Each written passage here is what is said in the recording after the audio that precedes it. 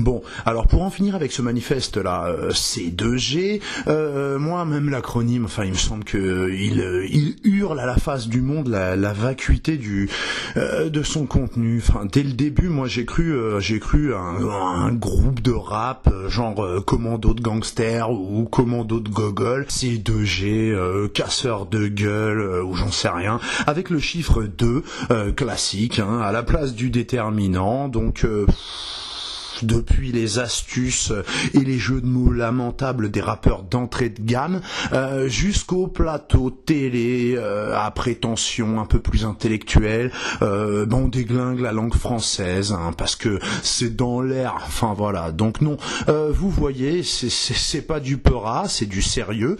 Pensez à l'écrire, je sais pas, lettre C, ri et puis lettre E, enfin il me semble que comme ça c'est plus cool, c'est plus con, c'est plus clair. Non, c'est un collectif d'électeurs, notamment du front de gauche, paraît-il. Alors, ça c'est une foutue bonne question, parce que les électeurs du front de gauche, quelle que soit la proportion qui se retrouve dans votre manifeste, ils ont dû avoir quand même certains comme un putain d'os de brontosaure en travers de la gorge, en comprenant que le propos général était de purger des notions comme monde de la finance, du lexique de combat du parti de gauche.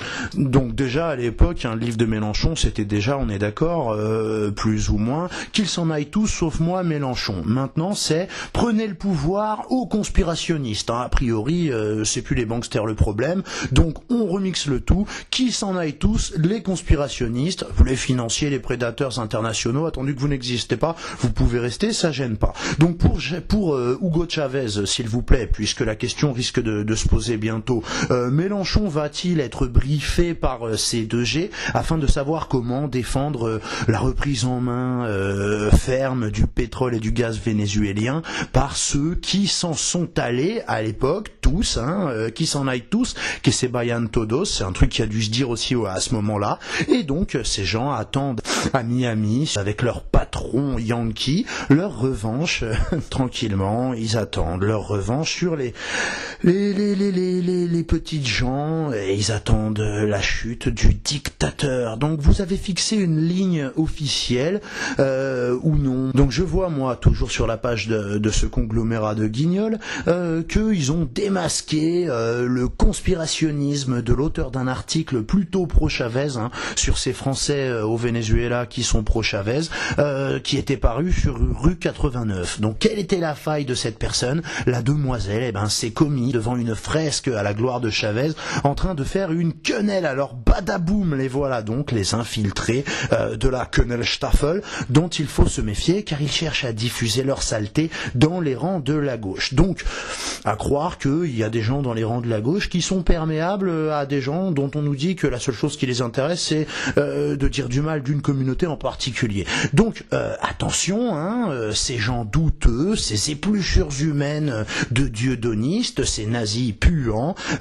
cherchent donc à récupérer Chavez pour nous mettre en confiance, peuple de gauche, et injecter leur poison antisémite dans les cerveaux. Donc vous pouvez me dire que Mélenchon, certes, a bisouillé Chavez pour la photo, mais il l'a pas fait de quenelle non plus, donc il peut pas être soupçonné de pactiser avec l'antisémitisme. Attention, c'est pas pareil. Donc heureusement qu'il n'est pas venu faire la petite photo avec Chavez en même temps que Mahmoud Ahmadinejad, puisque a priori, oui, les aventures américaines dans lesquelles nous entraînent les délires néoconservateurs, ça il nous en a parlé dans Qu'il s'en aille tous sauf moi, eh bien a priori ça ne concerne absolument pas la future aventure iranienne, puisque il paraît qu'il faut absolument faire une exception à notre anti-américanisme primaire, comme l'appelait le député Lelouch, traité d'agent de la CIA par Mélenchon, je le rappelle une dernière fois, parce que comme j'ai coupé la vidéo en plusieurs morceaux, c'est intéressant de le rappeler. Donc Jean-Luc Mélenchon est bizarrement pour qu'on déglingue l'Iran, comme ça on y trouve trouvera bien des preuves qui développaient une arme nucléaire, on y trouvera bien des preuves qui comptaient l'utiliser, quitte à ce que l'Iran soit rasé dans les 30 minutes, tout ça on s'en fout.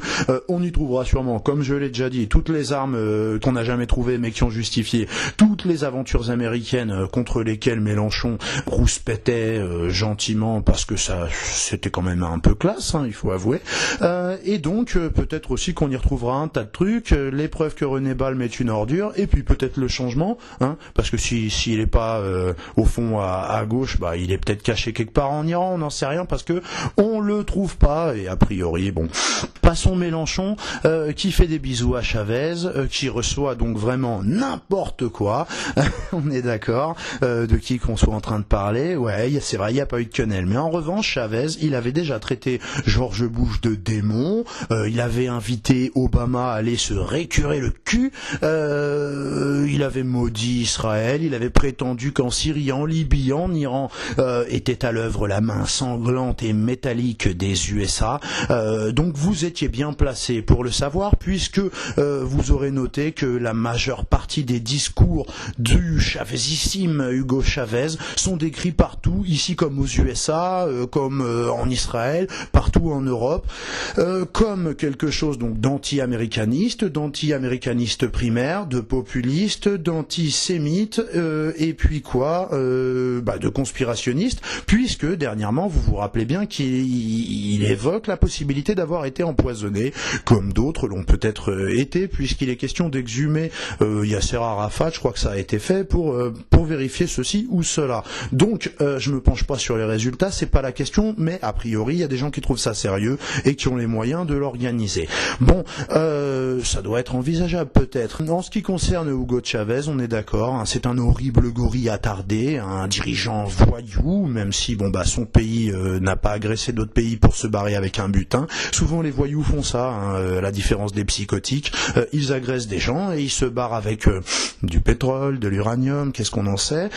Donc c'est aussi un fasciste et bien sûr un antisémite, on est complètement d'accord. Donc en connaissance de cause, Mélenchon est allé se montrer avec le chavézissime. D'où une petite parenthèse pour une petite hypothèse. Est-ce qu'au fond, ce manifeste n'est pas très sérieusement un procès indirect de toutes les postures de Mélenchon, une sorte de rappel à l'ordre avant putsch possible, avant reprise en main, pour éviter à l'avenir toute confusion entre ce parti et quelque chose d'utile pour quelqu'un qui aspire à quoi que ce soit en matière de résistance à l'impérialisme américain, au capitalisme sauvage, au libéralisme spéculateur à une jambe, d'où qu'ils viennent, je le précise Jacques, vous m'excuserez, et à quoi que ce soit qui ressemble un peu à une reprise du pouvoir des humains et de la logique et de la morale sur l'argent psychotique. Donc Mélenchon peut rester, peut-être, je ne sais pas ce qu'ont prévu les gens de C2G, là je suis toujours dans ma parenthèse d'hypothèse,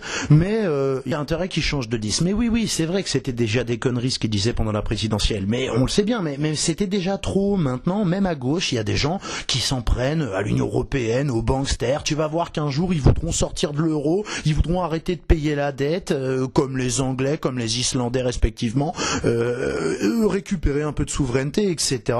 Et peut-être se sortir de la merde. Donc, fini la récréation, attention, tous à mon signal, 1, 2, 3, tout le monde à 4 pattes. Allez, je fais une partie 6, peut-être, ce sera uniquement, donc, allez, si je fais une partie 6, ce sera uniquement pour vous sortir des citations de Mélenchon, juste pour rigoler et pour voir si c'est un conspi ou pas, sur la base de juste un seul bouquin qu'il a sorti avant la présidentielle.